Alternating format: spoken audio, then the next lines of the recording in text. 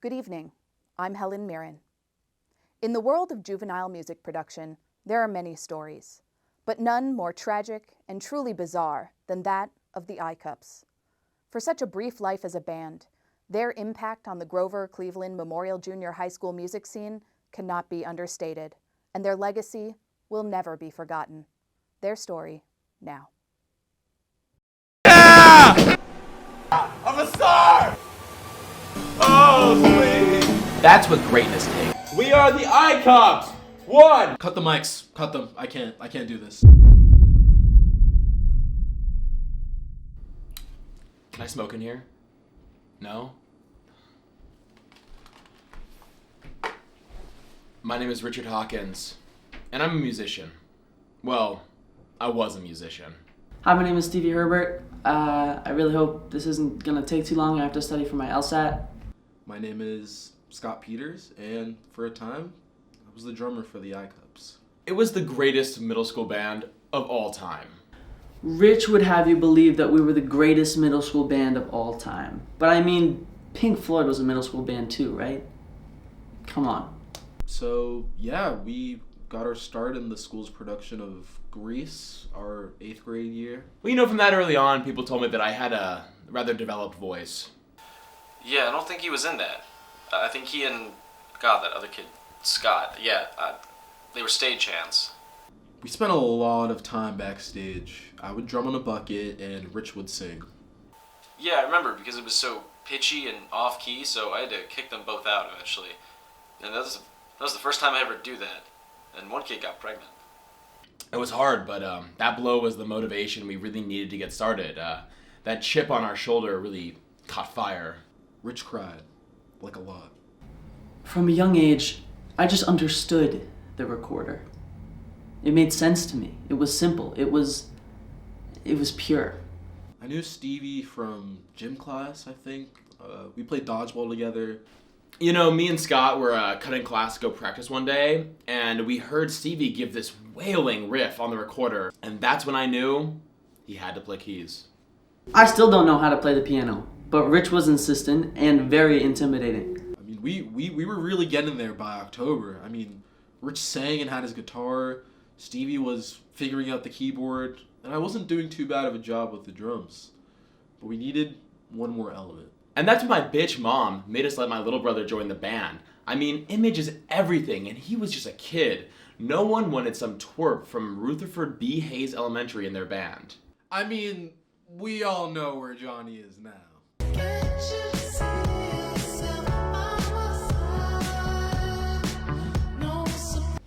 Still can't believe he changed his name. I know Rich doesn't like talking about it. Yeah, whatever. Johnny's doing whatever he is now. I mean, if you can even call it music. I have a residency at our local Chili's, so I'm doing pretty good too, but no one asks about me ever.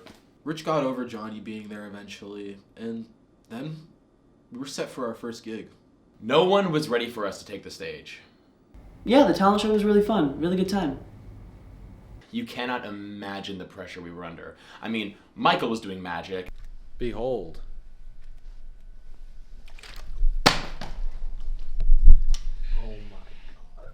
How do we top that? Jesus Christ. And Sabrina brought her parrot that talks. Past all that, they made us go last. It was really make or break.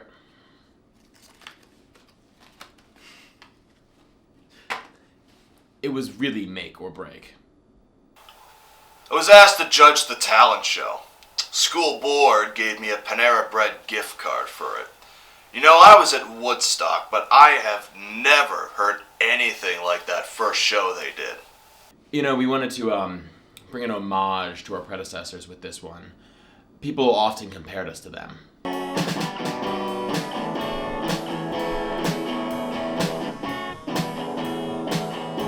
Many said this. I voted for a Stroke song because people actually knew that, but Rich insisted we go original. That song is so hard on the keyboard. I mean, they all laughed at me. Grace Stevens laughed at me. The cover they did was so-so. The kids even booed them because none of them knew who Cream were. Didn't help they couldn't play well either. But their first original, School Sucks, Man, that was heavy stuff.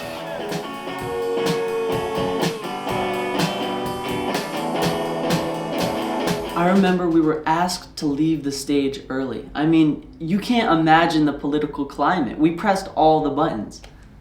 I wrote for the Grover Daily, and I was reporting on that talent show. They created something. You could feel it. I mean, they were talking about not getting a date, getting to first under the bleachers, Susie getting her braces off, bad grades, you name it. And they were mad about all of it. We spoke for the people. It was the first time they'd ever really felt heard, and we heard them for 7 minutes before they pulled my amp cord. Make it my reading report. You can read these fucking nuts, baby. Yeah, yeah. You can't grade this. You can't grade this. Turn me down from Man, after that, we were soaring. I mean, we played birthdays, another birthday, number 8. Happy birthday, man. We are the icons. my birthday, the spring talent show, the winter formal. I mean, we were at the parade. Do you want to tell me about what happened when Rich's older brother came home from college?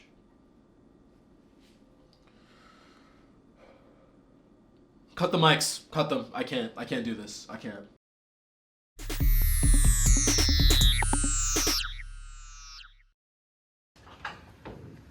I just came back from small work, and now I hear that you're on the phone with Derek. I'm sorry, babe. It's just work's been really hard. You know, I have to climb up the stairs to get into the building. Why would you pick Stuart Little for movie night? You think it's a joke to you? You think it's a fucking joke to you? You think it's a fucking joke? Oh, it's because he's big, right? It's because he's bigger than me? It's because he doesn't have to live in a small part of the house? Are you kidding me? All right, class, today we're going to be talking about identity. And as noted in the readings, identity forms our everyday interactions. Professor, I don't think that's true. I don't think my identity changes how I talk to people. Really? You don't think you being a child of divorce affects how you interact with people? Why do you know that? I mean, it probably changes your perspective on love and marriage. What about you, Lucy? Do you think you being a lesbian affects your everyday interactions? I'm a lesbian? You should already know that. And you shouldn't. Macy, I am not your friend. I am your professor. Act like it. And what about you? Do you think you being a foot model in that line of work may affect how you interact with people? You know I'm a foot model? Well, actually, I think the stigma around my profession... Does nobody else think it's weird that he knows all of this? Macy, if we need to talk after class, we can. And I know you have type 2 diabetes, so if you're acting out because you have low blood sugar... It can't be ethical for you to know this kind of thing about your students. Would we be able to tell it ourselves if you want to keep interrupting us? I'm non-binary. I would say that affects how people perceive me. Amazing. Anyone else? My identity as a Jewish woman is really important to me. Okay. Interesting. Anyone else? I'm a homophobic future member of the U.S. Navy's D1 drag team, sir! Fascinating. What? At ease. Lynn, you have something you want to say? Identity. What is identity? It's the facets of a glass that make up all the parts of me. It's the versions of myself I never get to be. Identity. I am me. Wow. You see, I never thought of it like that. But it's conversations like these that just make me love teaching Intro to Computer Science. Professor, there's a part of my identity I want to share, but if I do, I know the classroom will see me differently. Is it about you eating your twin in utero? I know that eats you up at night. You don't want anyone to know. It's...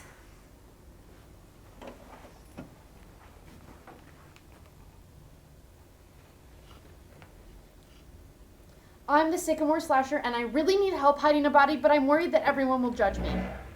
What? Oh, Macy. That was beautiful. How you just opened yourself up to the class and just let us know everything you're going through. And we as your family, we have to help you. Students, it's time we get some real world experience.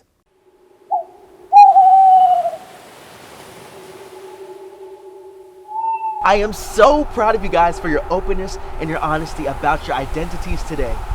So, I want to share something about my identity with you. I am Christian. I think I'm gonna drop this class. You can't. It's mandatory. It's the Sycamore Slasher! Somebody better catch her!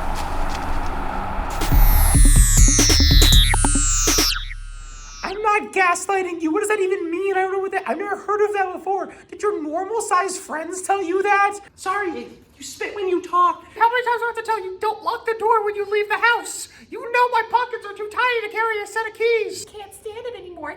I need you. If you leave me, I'll... So Rich's brother was a pledge that year at UVM, and I remember when he came home, he brought his bong with him. We were having rehearsal one night. It was actually a sleepover. And I remember Rich stole it and brought it to the garage. I mean, you gotta understand. At this point, we'd only ever smoked out of spray cans, and like twice ever.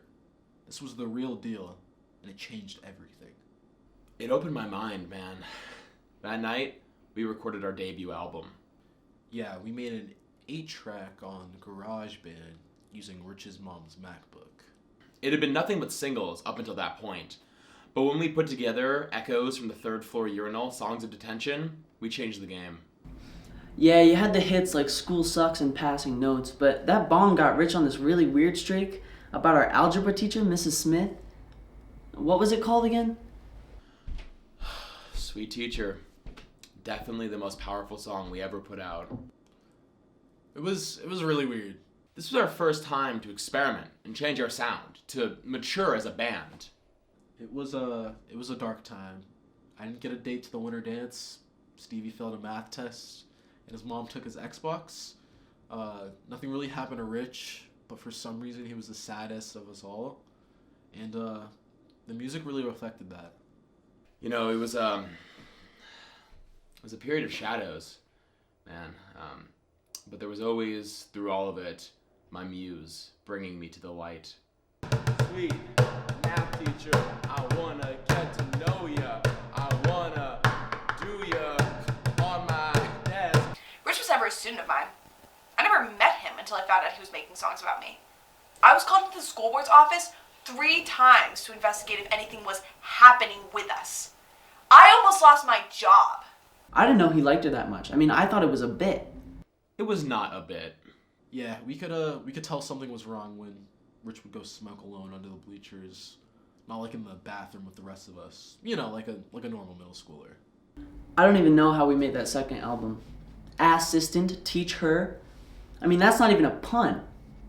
Because Rich got us on all the stuff he was doing. After Rich's brother got into Uzma Kappa, he just kept bringing home worse stuff. Like each semester it just got worse. And Rich got his hands on all of it. Oh. How many 8th graders do you know that had to do bumps and geometry to stay awake because they were recording a goddamn prog rock opera concept album all night? Sorry, it's just dragging up a lot here. Do you want something? No, Dude, Rich. No, man, listen. Ugh. I literally ran out of chords from Pianos for Dummies on our first album. Somehow I pulled it off. That's what greatness takes, man. So few people in the hallways and the lunch lines got that, and that's what made us different. Okay, down to G minor. I'm gonna go over hit a Z major, J diminished, back to F minor. Yeah? All right, Do you listen to the things Miss Smith tells us in music? Listen, class? man. I don't. I was alerted to this band when they dropped their second album. The lack of pun in the pun title is one of the most uniquely punk concepts ever documented.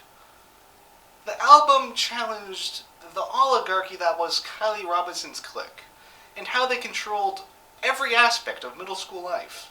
It's a real time capsule album. It was bloody brilliant. That's what it was. And that's one from me, Paul McCartney. I mean, despite Rich's diva attitude, party shenanigans, countless rounds of spin the bottle, sleepless nights, and rampant drug use, we were at the top of our game. The tension was building. People wanted to know if we could keep this going into high school, and frankly, we didn't even know. We were asked to headline the 8th grade graduation. And they requested School Sucks, but that's such a sellout move. We just had to stay fresh for such a big gig. That was the worst idea he ever had. Thank you so much for building me this house. It's really nice. I noticed that you only put in mahogany doors, and I did ask for oak. Whoa! Whoa! Babe! You gotta close that window! It feels like you don't even listen to me when I'm talking to you. Is it because I'm small? Is it because you can barely hear me because of how small I am, babe? Wait, you love me? No, I'm sorry, babe. I didn't mean any of this. I'm so sorry.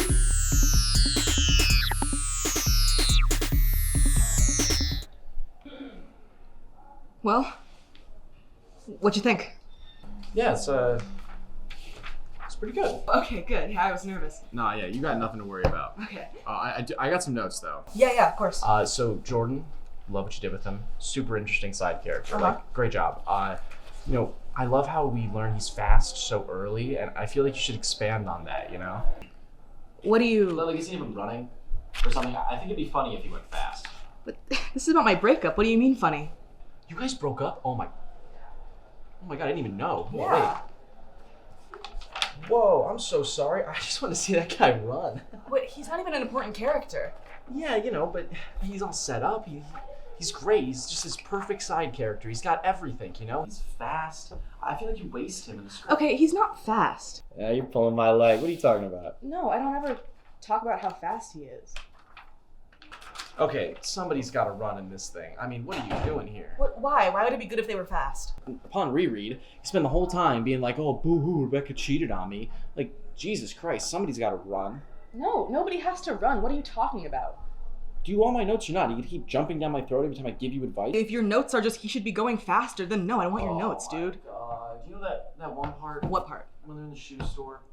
When?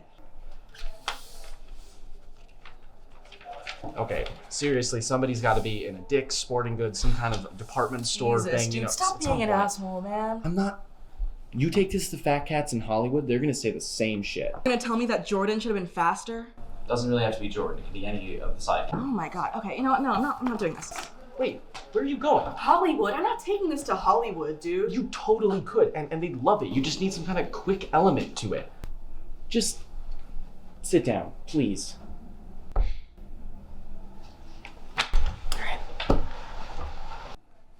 Any more notes? The way you represent Rebecca's trauma, I feel like we learned so late, and it just doesn't have the impact that it could if, we figured this out earlier. All of her actions are informed by it, and when you don't know that it's, a part of her, it just doesn't have the same impact that it could. That's really good. Wow, that's really What good. if Jordan ran by so fast in the fight scene that time slowed down? my Everything God. stopped. Okay, fuck off. I'm out. Wait, the script!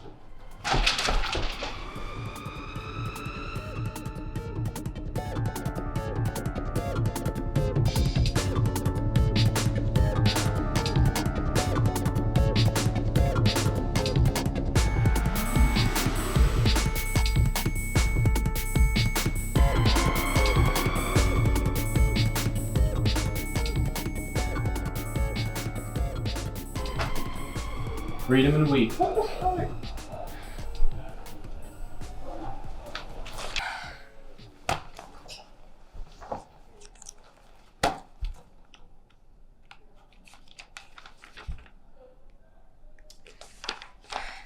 Exterior, track meet, day.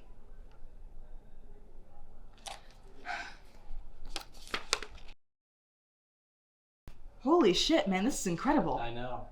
I'm not sure how comfortable I am with my character being naked in it. Yeah. I mean, I was gonna play them and Oh, no, I totally understand. And it's going to be tasteful, Okay. And besides, you're the only character that the audience knows as well besides Rebecca. And we couldn't do it with Rebecca, It'd be incongruent with the her character arc. Yeah, no, you're right. Wow. Hey, thanks for the notes, man. Anytime. Wait, we could totally. Are you thinking what I'm thinking? Let's take this baby to Hollywood.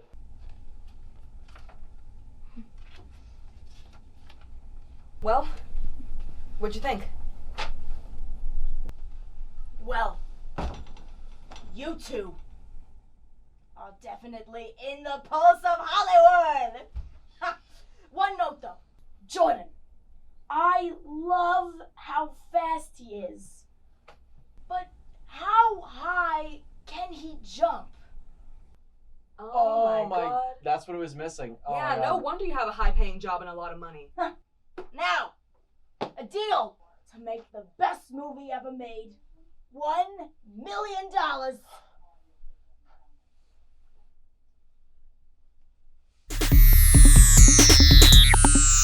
Tiny clavicle, and now I have to deal with this. I just gotta have the tiny emergency room on my tiny skateboard. We were really nervous, man. This was our biggest show yet. Zeke's hot mom was there, all of Grover Elementary, even some high school bands. I chose this to be the day that we were going to record our live album. I mean, we were going to get a record deal. I never promised them that. Could have been so easy, man. We could have had it in the bag. But Rich had to be rich. Yeah, it went on too long. I had to leave. I had to catch a flight to see my grandparents in Florida. I was so fed up with Rich ruining every chance we got. I couldn't take it anymore. Oh, sweet, sweet math teacher. I need that grade. Oh God, this is my... You know, I'd say we met creative differences and decided to amicably split up. I'm a star! I'm a star! I had a solo project, Rich Alone, in freshman year, which didn't pan out the way I thought it would. We were kind of burnt out with music because of 8th grade. Well, except for Johnny, but you know what happened there.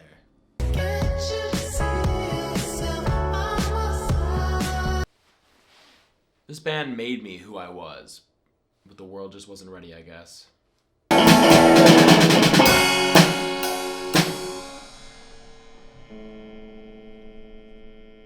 Kinda sucked. That was trash. Fuck. That was awful. Did we always sound like that? I don't know. I hope not. That was really bad.